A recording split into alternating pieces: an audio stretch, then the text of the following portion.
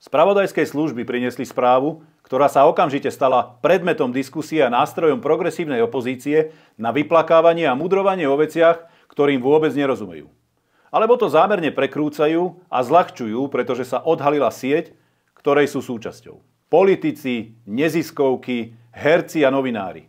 Je zaujímavé pozorovať, ako sa dnes všetci tí, ktorí počas vlády Matoviča a Hegera ticho tolerovali prenasledovanie vlastných občanov, cenzúru a mediálne klamstvo, zrazu oháňajú slobodou. Každému, kto sleduje dianie na Slovensku, musí byť jasné, že tu dlhodobo pôsobia sily, ktoré aktívne pracujú na destabilizácii ústavného zriadenia, pretože neakceptujú výsledky demokratických parlamentných volieb.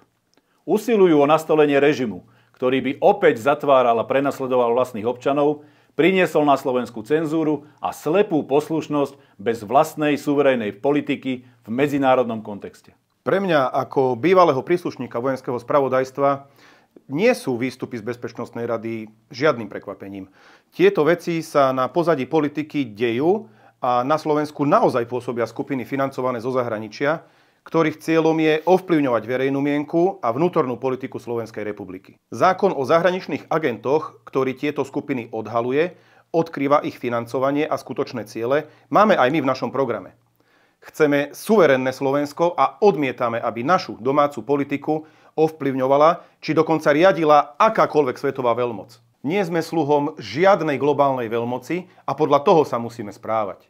Akékoľvek hrozby alebo útoky na Slovenskú republiku, ktorej sme prisahali vernosť, nebudeme nikdy akceptovať.